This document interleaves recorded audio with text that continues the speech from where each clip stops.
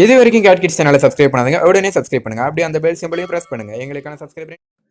Hello viewers, பாகிஸ்தானில் உள்ள தீவிரவாதிகள் முகாம்கள் மீது இந்தியா தாக்குதல் நடத்தியது கடைசி தாக்குதல் கிடையாது, இது போன்ற தாக்குதல்கள் தொடரும் என்று பிரதமர் மோடி சூசகமாக பேசியிருக்கிறார். குஜராத்தில் நேற்று பாஜக சார்பாக தேர்தல் பொதுக்கூட்டம் நடத்தப்பட்டது. இந்த நிலையில் பிரதமர் மோடி குஜராத்தில் அகமதாபாத்தில் நடந்த இந்த கூட்டத்தில் பேசியுள்ளார்.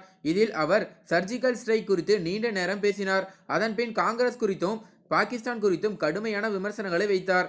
பிரதமர் மோடி தனது பேச்சில், நாங்கள் கொஞ்சம் வித்தியாசமான அரசு, நாங்கள் ஒரு பணியை செய்து முடிப்போம், ஆனால் அந்த பணியை முடித்துவிட்டோம் என்று உறங்கிவிட மாட்டோம், நாங்கள் அடுத்து மிக முக்கியமான பணிக்கு தயாராகி விடுவோம், நாங்கள் அப்படித்தான் இன்னொரு பணிக்கு தயாராகி கொண்டிருக்கிறோம், நாங்கள் தீவிரவாதிகளுக்கு எதிராக கடுமையான நடவடிக்கையை எடுத்தோம், ஆனால் அது கடைசி நடவடிக்கை கிடையாது, தீவிரவாதிகள் பூமிக்கு அடியில் பதுங்கியிருந்தாலும் நாங்கள் தேடி சென்று தாக்குவோம், தீவிரவாதிகளின் வீட்டின் கதவை தட்டி நாம் அவர்களை கொலை செய்ய வேண்டும், நாங்கள் கடுமையான கசப்பான நடவடிக்கைகளை எடுக்க தயங்க மாட்டோம், எங்கள் நடவடிக்கைகள் எல்லாம் இனி மிக கடுமையாக இருக்கும், எதிர்க்கட்சியினர் தான் பாகிஸ்தானில் இப்போது ஹீரோ, அவர்கள்தான் அங்கு செய்தித்தாள்களில் இடம் பிடிக்கிறார்கள், நாங்கள் இதை தேர்தலுக்காக செய்யவில்லை, இது தேர்தலுக்காக என்றால் முதல் சர்ஜிக்கல் ஸ்ட்ரைக் எதற்காக செய்யப்பட்டது, அப்போது தேர்தல் இல்லையே, நாங்கள் சரியான பதிலடி கொடுத்துள்ளோம் என்று கூறியுள்ளார். அதே போல ரஃபேல் விமானம் மட்டும் நமது கையில் இருந்திருந்தால் இந்திய ராணுவம் நடத்திய தாக்குதலின் முடிவு வேறு மாதிரி இருந்திருக்கும் என்று பிரதமர் மோடி அவர்கள் பேசியிருக்கிறார். தொடர்ந்து அவர் பேசும்போது,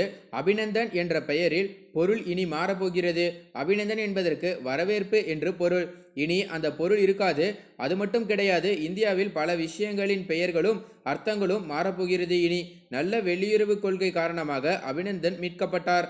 முந்தைய அரசு நிறைய ஊழல்களை செய்தது, பாதுகாப்புத்துறை ஊழல்கள் பலவற்றை காங்கிரஸ் அரசு செய்தது, ஆனால் நாம் வெளிநாட்டு உறவு மூலம் நமது பாதுகாப்புத்துறையின் பலத்தை உலகிற்கு எடுத்துரைத்திருக்கிறோம். இராணுவ ஒப்பந்தம், விமானம் வாங்குவது, ஹெலிகாப்டர் வாங்குவது என்று பல விஷயங்களில் காங்கிரஸ் கட்சி ஊழல் செய்தது. ஆனால் இப்போது அந்த இந்தியா கிடையாது, நமது இந்தியா மாறிவிட்டது, நம்முடைய பலம் கூடிவிட்டது, உலகம் நாம் செய்யும் செயல்களை உன்னிப்பாக கவனித்து வருகிறது.